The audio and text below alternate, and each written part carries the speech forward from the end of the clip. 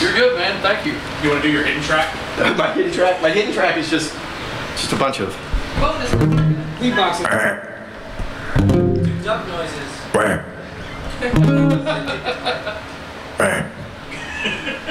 So that's my hidden track.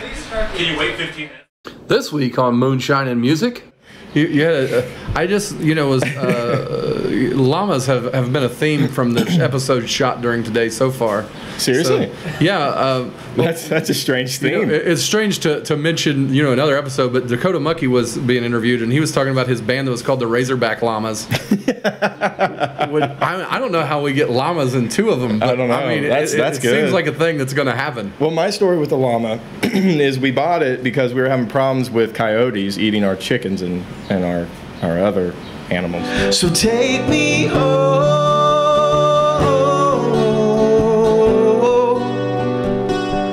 Take me home.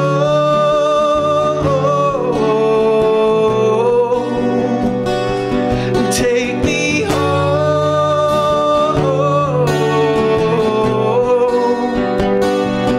Take me home. Hello, everybody. Welcome to Moonshine and Music, the perfect music show. My name is Joe Shelton, and I'd like to welcome you to an excellent show today. This one, I am pretty sure you're going to find at least mildly amusing. Jem Holden is our guest today, and Jem and I are really good friends, and we play music a lot together. And I got to tell you, the interview goes places I did not expect, and it's very funny. So I hope it's not all inside jokes. I hope you guys also find it humorous, but it was a lot of fun doing this episode. And the performance today is, and I'm not just saying this because he's a friend, I think it's probably the best performance that I've heard him give. It's just fantastic. You're going to love every moment of the performance. But don't skip ahead because the interview is fantastic. And we're going to get to it right now, right here on Moonshine and Music.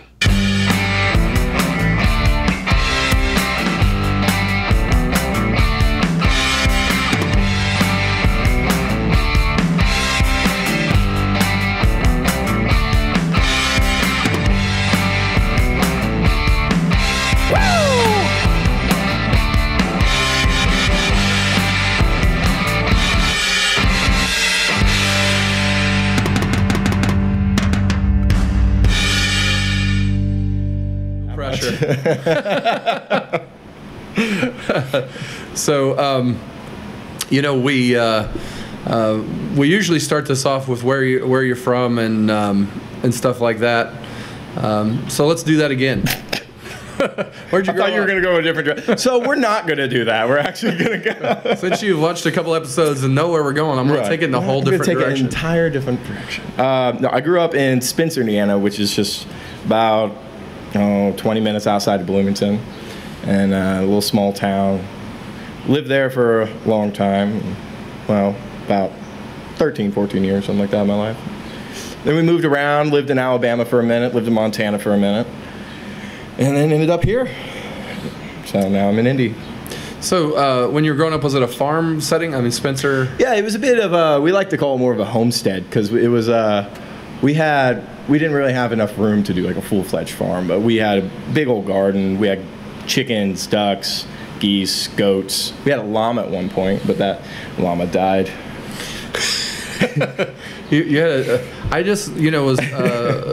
Llamas have been a theme from the episode shot during today so far. Seriously? So, yeah. That's a strange theme. It's strange to mention, another episode, but Dakota Mucky was being interviewed, and he was talking about his band that was called the Razorback Llamas.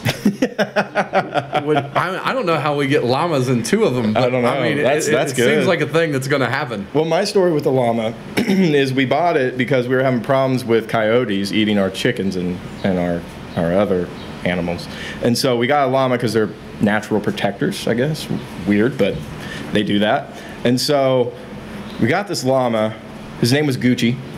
Good name for a llama. It's a solid name for a llama. Gucci is a good name for purses and llamas. Yes, purses and llamas. And so So we got him, and we had him like probably 2 weeks, and he got sick, got really sick. And so we had to call in the vet, and the vet's like, there's nothing we can do for him. He's going to die. And we're like, we just got this llama. So the way our property was set up, it was basically on a 3-tier valley. So we were on the 2nd tier, and obviously the valley was on the 1st tier. And Okay, yeah, I'm feeling you there. That's how valleys work. That's why they called it a valley? That is why they called it a valley, yeah. That's strong. It's good naming. Yeah, it's good naming. And they, so it died, Gucci died on the 2nd tier. So llamas are big. Yes. and you know, a good rule of thumb is never bury something where, you know, water's going to roll over it downhill. So we couldn't bury it on the second tier. Right. So we had to drag it down the hill. Oh, to the bottom. To the bottom of the bottom end of the valley, just so we could bury the thing. We had to put it on a tarp. So you drug it on a tarp, or did you drag it up to a mule, or? No, we didn't have any mules. Oh, okay. Closest thing to a mule was our dog, but. And you didn't have 40 acres either? No, did not have 40 acres. So no. The 40 acres and a mule thing. Yeah, it didn't apply to us. No, we only had, I think, 12. So, you know. 12 acres. Yeah, 12 and acres and a llama. Yeah, that was the saying for the That could be an album cover. It could be. It could be. But yeah, that was always the worst. We had to bury that stupid llama, and it took us forever. The hole was huge. Did you dig it by hand? Yeah. Yeah, we had to sit down there and we were digging this stupid. No shovels. No shovels. No, God, no. You dug it with, it was like Clark Griswold with the Christmas tree. Right? Yes. We just had like some sticks that we sharpened to a point, and then we'd loosen up the dirt, you know, and then pick it up by hand. You're just kidding, right? Are you serious? Like, you aren't really serious. Like, I'm hoping you had a shovel. We had a shovel. We did have a shovel. But we had to eat the dirt. But we had to eat the dirt. We had to put it somewhere, you know. I mean, but it was tasty dirt. It was good dirt. It was good. It was very. You made dirt pudding. It was fertile. It was fertile soil, so you know it was very good dirt. Yeah. That always scares me when someone says dirt pudding and they've got like the gummy worms in there. And there's actual dirt. That they're going to play a practical joke and throw actual dirt and actual dirt and worms. Yeah. You know. It's probably that's you don't have that same fear. No. Okay. Yes, I do. That's all it for this week's Joe's phobias. So this is why Joe's not allowed to cook for the guests. Because he's gonna make actual dirt pudding. No, I said somebody else. I would never do that. Oh, okay. I didn't get this way by not cooking good food. Come on. I mean, seriously. You know, a dirt pudding, I don't think that'd put much weight on you. Yeah, real dirt. Probably not. No, not real the dirt. kind that I eat. Definitely. Yeah, that's good stuff. Yeah, that's a great way to go. So, as you were growing up, when did you start deciding to play music? I mean, was it the llama that inspired you to grab a guitar? It wasn't the llama as much as it was the ducks. I just loved their tone. It's so bassy, and you know, and that made like, dude, forever I'm gonna play bass. Forever I'm gonna play bass because you know, male ducks are very different than female ducks because they're male ducks, and they have a very low pitch quack. They don't actually just go quack quack. They like go like real low, and so you know. A little more like that. There we go. And you know, and so I used to show ducks at the fair. Seriously? Oh yeah, wow. yeah. I remember some of my fair stories are great. I remember when the PlayStation 2 came out. I was like, I want a PlayStation 2. My parents were like, we're poor. And I was, they literally were like, the only way you can get it is if you save the money up yourself and buy it yourself. And I was like, okay, all right, what's the fastest way I could do this? So the fastest way to do it was to buy a baby pig. And stick with duck story. No. We shifted to livestock, okay, not poultry. And so we bought a baby pig, and I raised it, and I called it my own. But I never named it because you never name these things because they're going to go to the butcher. So I raised it, showed it at the fair, and sold it for like $500. Sweet. Yeah. Went out and bought a PlayStation 2. Did they make some bacon out of him? Probably. Bacon is like Nirvana. It's not that grungy. It isn't that grungy. That's true. It's a little more salty. Than a little more salty. Yeah. More in utero rather than Nevermind. Yeah. Exactly. Yeah. So Nirvana in its a special kind of way. But yeah, so I did that, and I showed ducks a lot. I actually made it to the state fair one time for one of my ducks. That was the proudest achievement. Well, that's cool. So did you get $500 out of the duck? No, that duck. Were you doing that one for PlayStation 3? Yeah. No. That was for pure enjoyment because I love ducks. They're one of my favorite animals. They're just so cool. Yeah. I once did a music video where like the only person that was a fan of me in it was a duck, which is normal. Yeah. Oh, that's normal. I'd say so. Yeah. So, I mean, off the duck topic, so listening to the Ducks made you want to play bass? Is that really it? No. Do we have an actual answer? No, so I guess from a very young age, I was always into music. We had it was this tiny, I don't even know where my parents found it, but it was a tiny piano. It was wooden and, a very small little cool thing. And so I guess I used to sit there whenever I was a kid, and I would just fiddle around with the notes until I figured out how to play, just simple songs like Twinkle Twinkle Little Star or Mary Had a Little Lamb, little things like that. Now I don't remember this. I was probably like 2 or 3 or something like that, very young. And so my parents always knew I wanted to get into music. And so they gave me guitar lessons for a little bit, but then we had to get out of that because we were renting a guitar and paying for the lessons. So like we couldn't really afford it. So we were like, all right, well, we're gonna have to stop doing that. Then they put me in violin lessons, and I did that for about a year, and I broke my wrist, and then I couldn't play violin anymore. You broke your wrist playing violin? I was that into it. No, I broke my wrist jumping off of a swing. Yeah.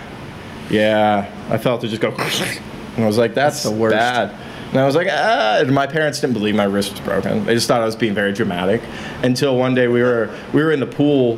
We were at like a hotel. We were at a pool, and I was like swimming. But I was like swimming like this with like one hand out of the water because my wrist was broken. And they're like, I think we should take him in to get an X-ray. I think his wrist is actually broken, and it was. So that got me out of doing violin. And then I just never got back into it. And and then I didn't really play music until my senior year of high school, and I picked up a bass guitar, started playing bass, and so yeah. So when did you learn to play regular guitar? Because you started playing bass in high school. But so I started. I know you play both. Yeah, so I started playing bass first. And I played in a couple of bands, and they were going nowhere. What were the names? We were big into band names here on the show. Man. As we noted earlier. Yeah. God, what was that band's name? It was something stupid. It was some play off of a Led Zeppelin song, and I don't even remember. I can't remember what it was called. But it's sad. I know it is sad. I'm sorry. But yeah, so I did that, and it was going nowhere, and I wanted to actually get out and play gigs. I wanted to do shows. And so I was probably like, 21 or so, something like that. And I was like, you know what? I'm just going to buy a guitar and just start going out and do open mics so that way I can meet musicians, get gigs, and actually start playing. So that's why I started playing guitar. Not out of necessity, not out of really want. And I was in choir, and I was in madrigals, not madrigal. It's Italian. You wouldn't understand. The top choir. And it's the top choir, if you will, the a cappella choir. The king of the hill. King of the hill. I was king one year. It was cool. King Jim. King Jim. Or was it King Jeremy? It was King Jeremy at the time. It was King Jeremy. But yeah, and so I'd always been in choir and always had sang, did drama, and we did musicals, and so yeah. Well, that's cool. When did you start writing songs? Was that about the time you started playing in? No, I've been writing songs for a long time. Before I was even playing music, I would just write songs and not really know what to do with them, but I just kind of have a melody in my head and have some lyrics and just kind of write them out. And so I've been writing for a long time, but those songs were terrible, and so. Well, as most first songs are. Yeah, as it is whenever you're 14 and writing a song, it's not going to be a good song. Yeah. And if it is, you're Leanne Rimes. Yeah, exactly. Right? You're some sort of prodigy. So, when did I know that more recently you put out a single on with Ben Cannon's Rhythm I did. Rivers. Yes, I did.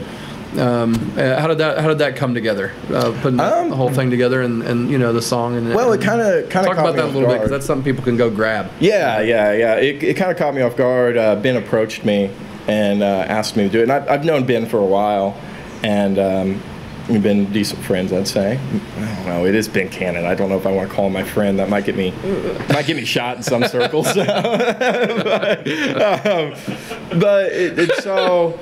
So he just kind of hit me up randomly and was just like, hey, I'm doing this little EP thing that I'm trying to get different musicians across the city to sing certain songs I've written, and he wanted me to do it. So I sat in and did that, and it was great. It was a fun time.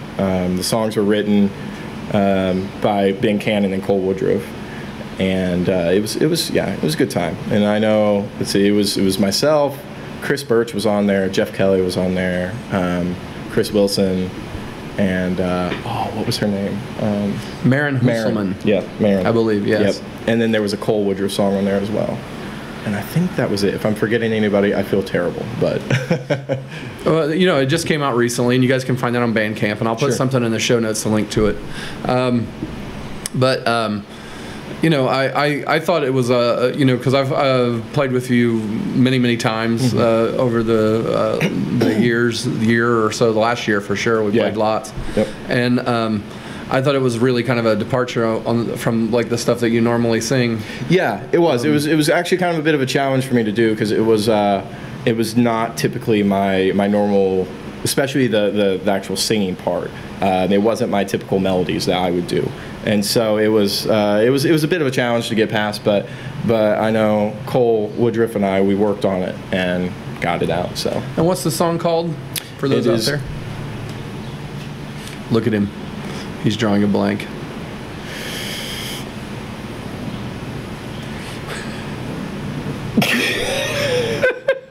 Oh no! Why would you do this? You know it's early, and I was drinking, and I'm still drinking. Well, let's look it up, because I know it's on Bandcamp. Look at this, folks. It's show research. Fire. I know it's fire. It's fire something. Well, I know it's fire. It's fiery. Fire. No, it's not fire. It's not fire. That was a different song. That was Chris Birch's song. His was Ready, Fire, Rain, I think is what it was. Ready, Fire, Aim. That's what it was, yeah. That was Chris's, Chris Birch's, and mine was... Written in Reverse is the name of the record. You can find it on Bandcamp. Yep, Written in Reverse. It's called Let It Burn. Let It Burn. All right, it's all about fire. No, Jem it's Holden, not. Let It Burn. See right here. It's about just kind of meeting up with somebody and who you've had a past with, and just kind of just being like, hey, let's just get this all out. Just let it go, and getting through that, and it's a good one. I really enjoyed doing it, even though I couldn't remember the title, and it was really fun. It was a good experience. So some of the other projects you're in, I know that for a while you've been like a bassist and a drummer for hire called Just Basics with Will Schaus. Yeah, well, I don't do the drums, but yes. Well, he does the drums, yeah. And he's been on the show as part of Danny Elmar. And I know that you played with several things. You should chat a little bit about some of those. Yeah, so I play bass primarily is what I do, and I kind of just do a lot of session work. So I've played with Jeff Kelly. I played with three really primarily, which is Jeff Kelly in the Graveyard Shift, and I play with Megan Christine Martin, and then I play with Brandon Wadley. Those are the three main ones I do. I've played just random here and there shows, filling in for like a couple weeks ago we did. Or last week, I was playing with Brent Schlimmer, and and that was a fun one. But yeah, I just kind of, if people need someone to fill in, I typically just hop in, and it's a nice little gig. Keeps me really busy, which is I love. So. Well, I've seen you do solo gigs before too, just with your acoustic. Yeah. Oh yeah, So you have some of those going around. Yeah, I still do. I do kind of. I haven't been as much lately, which I. Actually been thinking about it a lot, and I want to get back into doing some more solo stuff. But yeah, I do a lot of solo gigs here and there, and it's just fun. It's my songwriting is more of an outlet for me than I see as a career path. But who knows, You never know what happens in this world. Well, you know, I know that you've written. I've heard lots of your songs, and I know that I joke this sometimes, but and what they're going to hear in a few minutes when you play a couple of them is there's a lot of influences in those. What are some of your influences as a songwriter? I know the Avett Brothers for sure. Yes, yeah, Avett Brothers are a big one. I mean, I know I said this on an episode before someone was talking about the Avett Brothers, and I was like, you know, I think of those as Jem Holden songs because half of them I never heard until I was playing them with you somewhere. And then he's like, oh, that's not mine. That's the Avett Brothers. I'm like, it's yours now. I do love the Avett Brothers. Yeah, they're definitely my major influence. Some others are like Joe Pug. I love Joe Pug. I got the opportunity to meet him a couple of months back, and it was so cool. Jeff Kelly was opening for him. And was that at the Hi-Fi? He was at the Hi-Fi, yeah. And so I got the chance to meet up with him and after the show. He's such a nice guy, and it was so cool to meet someone who has influenced your music, and you know, and actually tell them that, you know, and see them actually react in a very positive way to where, you know, they're just like, oh, that's so cool that I'm impacting somebody, you know, and it's cool. And funny story with him is that we were talking, and then like he kind of went and did his thing because he was shutting down. He had to be somewhere the next day. And so he had this, he was talking about it on stage that night. He had this really massive, it wasn't like a Fender Rhodes, but it was just this really big like keyboard piano thing. And he was talking about how heavy it was and how stupid it was, and he hated it. And he wished he hadn't bought it because it's so heavy and annoying to move. And so like later that night when he was trying to take it down the stage, so he like flagged me and Jeff over, and so we had to help him carry this thing down off the stage, and it was just kind of a cool moment. And so, yeah, it was fun. I thought you were gonna say, so I just kept it. So I did. I just took it home with me. I just took it off his hands. I mean, I got a Volkswagen Golf, and I couldn't fit it in there, but I just strapped it to the roof and I just went. But yes, Joe Pug, Avett Brothers, big influences. John Prine, of course, because my God, John Prine. You know, and a lot of those bands. I've heard you play John Prine songs before as well. Yeah, I've done some John Prine. I really dig it, and you know, and then even some like not really acoustic-y, folky acts. Like you know, I've been influenced a lot by My Morning Jacket. I just love their songwriting styles, and just the way they put a song together. And Jim James's voice is like an angel, and so it's great. But yeah. Well, hopefully he'll watch the show and get that. Yeah, hopefully. You know? Oh, that'd be great. Yeah. He'd be like, oh, he thinks my voice is angelic. Oh, that's so nice. Yeah, he's one of the 78 regular viewers. Is he? Oh, nice. Yes. You know, there's him, and then there's everyone else. You know, as far as everyone else. Yeah. You know, we feel it. We have a big My Morning Jacket following. Yeah. Oh, I believe that. Yeah, I could see it. Definitely. I mean, I don't know. It would be great if we did. Yeah. I'll take any viewers. So you know, talk a little bit about the anatomy of when you're writing a song, because you know, this is always an interesting question to me. Mm-hmm. Like, you know, how do you put one together? Do you hear the melody in your head? I mean, you talked about when you were younger, you kind of did that, but now that you know how to play the instruments and all of that. Do you feel like sometimes there's a riff that you come up with and you're like, you know, that's really cool, I should put some words to it, or how does it happen? A lot of the times for me, it becomes very, the songs come to me very naturally. So I'll just be sitting around, just noodling around on the guitar, or you know, I might be up late on like on some stupid day, like a Tuesday. I hate Tuesdays. That's why I always go out and drink on Tuesdays. I hate Tuesdays. I can never get the hang of it. Do you know Douglas Adams? He's an author. No, I don't. He wrote The Hitchhiker's Guide to the Galaxy. Oh, okay, I know that. In there's like a quote by one of the characters, and he's like, "It must be a Thursday. I can never get the hang of Thursdays." Well, it's that, but for Tuesdays for me. So, so like, you know, I might just be up and, you know, just kind of been thinking about things in life, and I'll literally just be noodling around on the guitar, and I'll just start free-forming songs and just kind of singing, and there's lyrics coming, and a lot of times I forget them, so I have to either immediately write them down, or I have to record myself. So a lot of times, whenever I start playing, I'll just record everything I do. So, because sometimes something good actually comes out of it. There's a lot of not good, but sometimes some good comes out of it.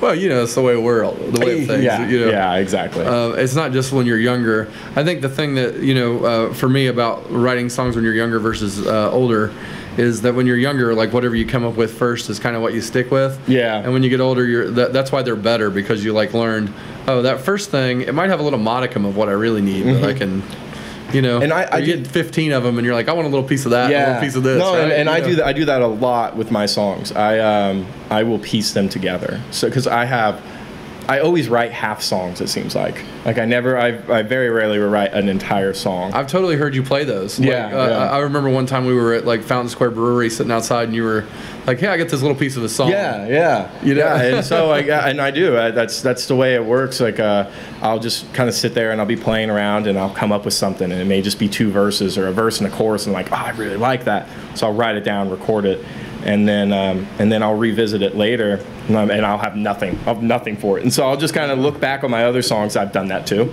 and just be like, all right, well, I'll take a bit of this and a bit of that. And so it's kind of interesting because it unknowingly ends up being very cohesive, and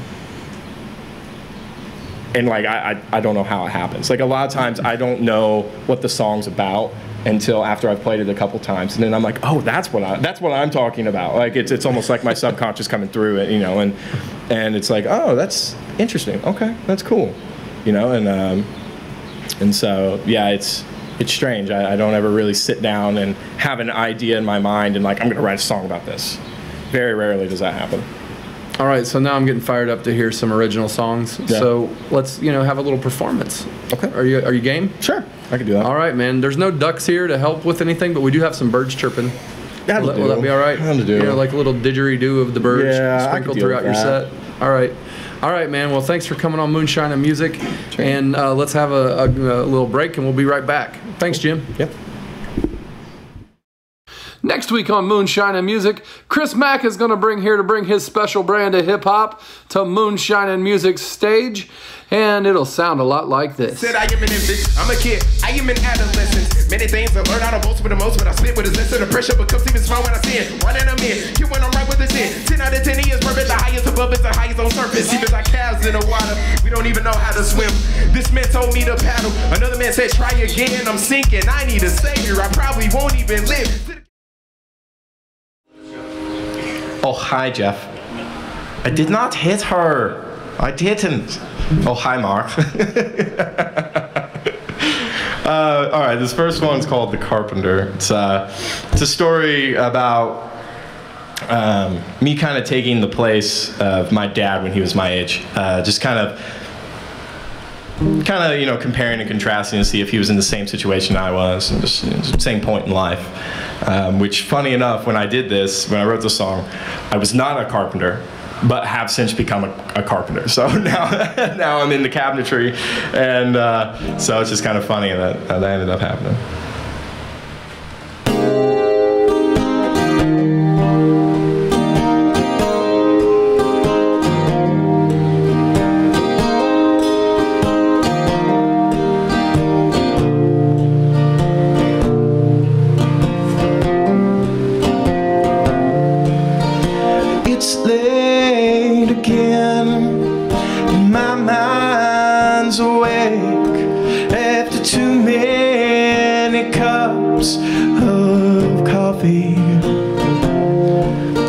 Cigarette rests between my lips.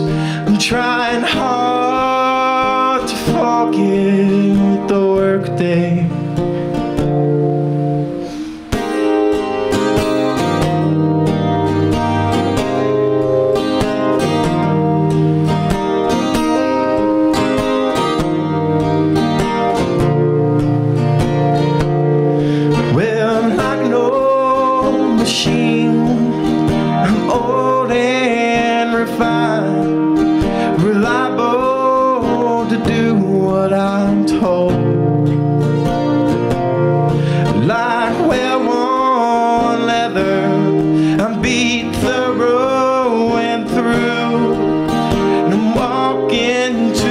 Time clock for my pay.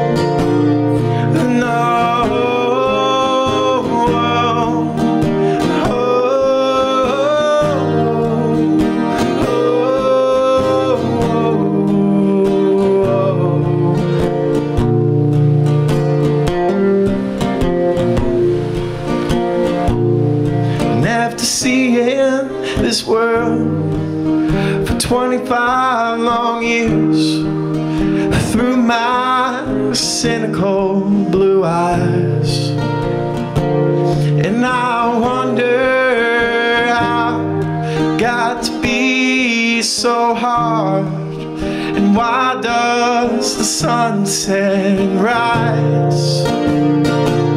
But no.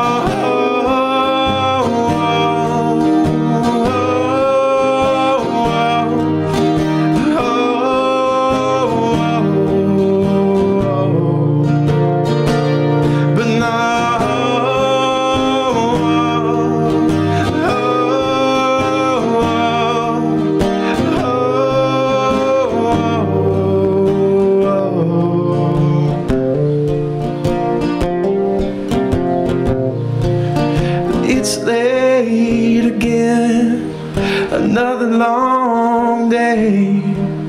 I wonder, is this my life?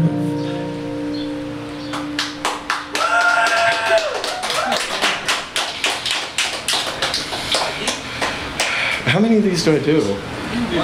Three? One's fine? Thanks, guys. Let's do the same one again and again. Yeah, I'll just do it on repeat. Yeah.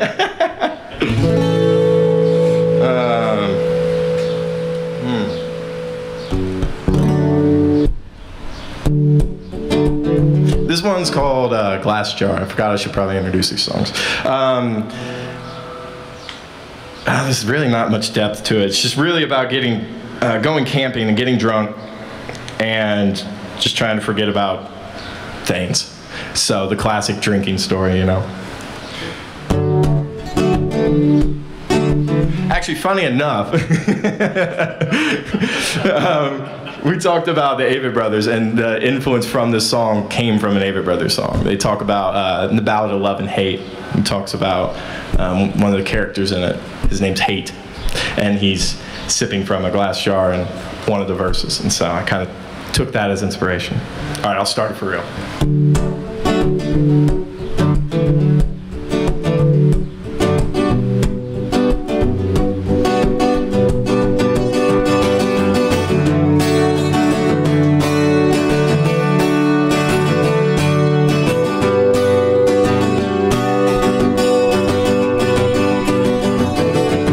I'm sitting beneath a sky full of stars,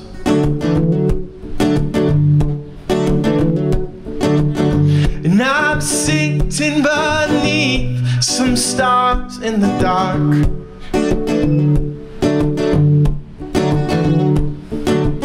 Sipping from my glass jar.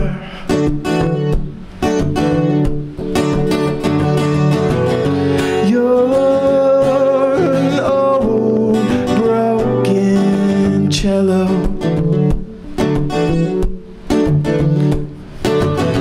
Bittersweet sounds are all that you make.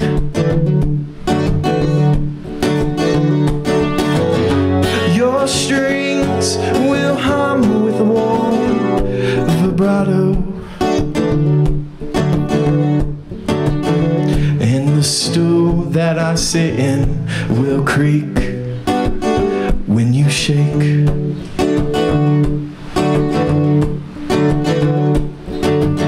And I'm searching for something in this void.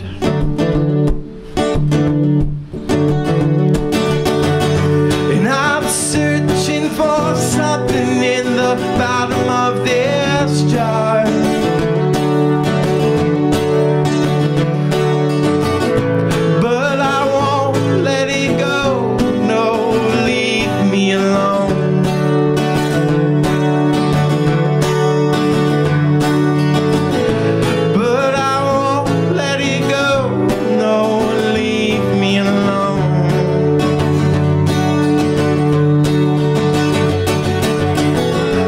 You're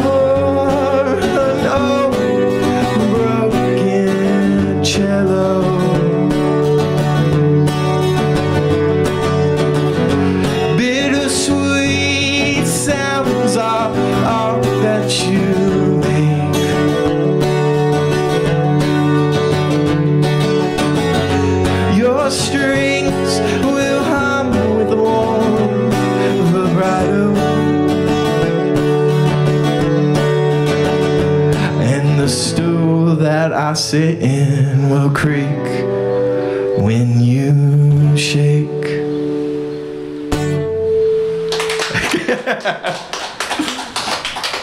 Actually, funny enough, I don't know if the McDonalds remember this, but Brittany and Scott McDonald actually helped me write one of those verses, the vocal melody. I don't know if they remember. What's that? Yeah, the good verse. It was mostly Brittany, it wasn't Scott. I mean, Scott helped. He was there. He had moral support. He gave you a beer. I don't even know if he gave me a beer. Oh, okay. Yeah. He probably gave me like one of those, freezy push pops. Yeah, he probably had. I guarantee you, he has a bunch of those. He probably only eats like the yellow one though. Yeah. The yellow one's a nasty one. It's like I don't even know what flavor it is. The lemon flavor. What's that? Yeah. They're like the ones you get in like like a roll like this, and then you just The yellow ones are nasty. Everyone knows the blue ones and the grape ones are where it's at. Yeah, purple. Yeah. All right. This next one is called Home. It's a song I wrote when I spent a week down in the mountains in near Asheville, North Carolina. And I wrote this because there's the tallest mountain east of the Mississippi is Mount Mitchell, and it's just outside of Asheville in North Carolina. And it's really cool. So the guy who it's named after, he was a professor, I don't remember where, it may have been University of North Carolina. But he was basically trying to figure out the elevation of this mountain. And sadly enough, he died like 100 yards from the peak of the mountain. So what they did is if you ever go there, they have a grave and he's buried on this mountain. And there's this just beautiful, beautiful plaque, beautiful grave. And on top of this, just gorgeous view. And so it kind of got me thinking about, like where I want to be buried. Like, just graveyards are so sad. Put them somewhere where it's fun, where people want to go. No one wants to really go to a graveyard. So, well, some people do. And so, put me somewhere where people will visit. So that's what this song's about.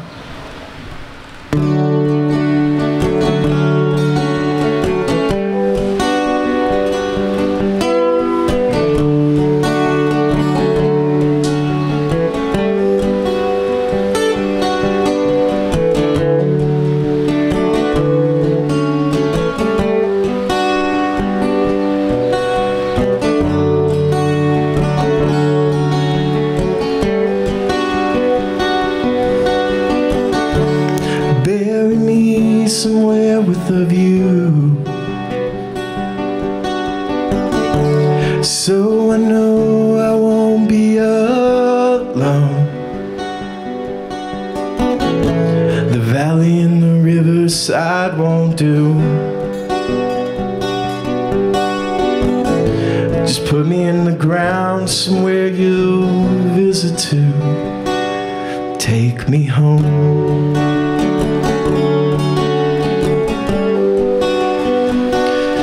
Take me home.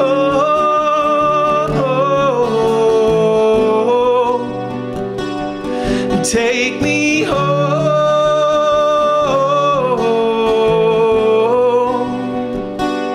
Take me home.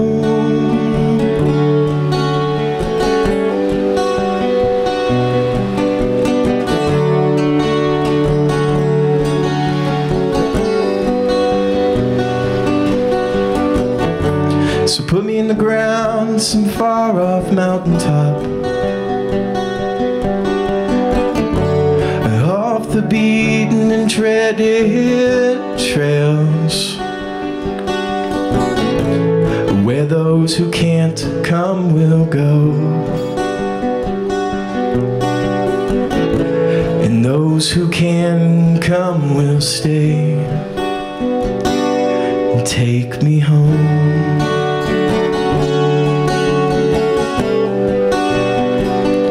So take me home.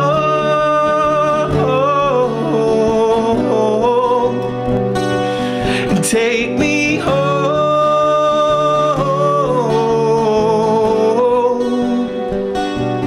Take me home.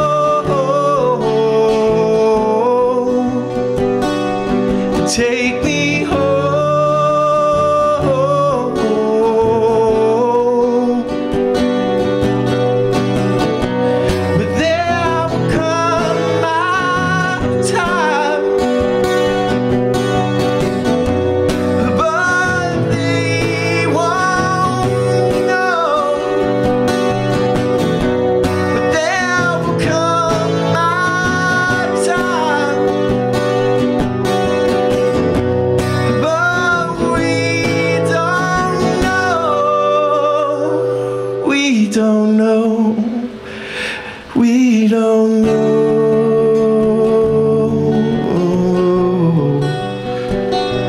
We don't know.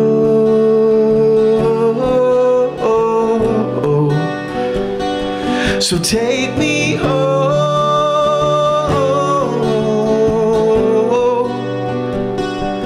Take me home.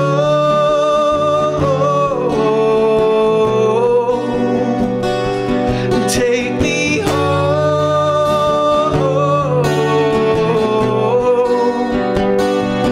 Take me home.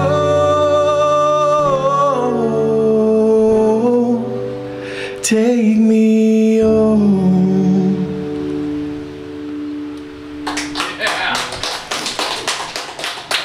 Yes, Jem Holden, I finally got you to sing my favorite Jem Holden song, which is Home, and I hope you guys really, really enjoyed that, because I certainly did as a fan and a friend. That was a great performance and a great show today. I want to thank Brent Smith for hosting the shows. Very, very, very, very much. We thank you for hosting us and putting up with us as we had 8 episodes shot in one day. And I also want to thank Eat New Media, our partner, who has who put together the video portion of the show. Brandon Lay and his team, great job over there. Go to eatnewmedia.com if you need some video work done. Also, next week on the show, we're going to have Chris Mack in, and it will be a lot of fun. He's a fun guy. He's got a lot to say. He's got a lot of good, happy music to bring a positive message to the world, and I think you'll enjoy that. And also, you can check me out this week. I'll be playing at the Books and Brews store in Broad Ripple on Friday. And on Saturday, I will be at a place in Beech Grove, Indiana called Harvey's Tavern. And if you haven't been there, it's a good day to go visit. They have awesome tenderloins. I mean this, really. All right, then. That's about all for today's show. Thank you for joining us on Moonshine and Music. Moonshine and Music is a presentation of Eat New Media in association with Notlehs Entertainment. Producers for today's program are Brandon Lay and Joe Shelton. Be sure to join us next time on Moonshine and Music.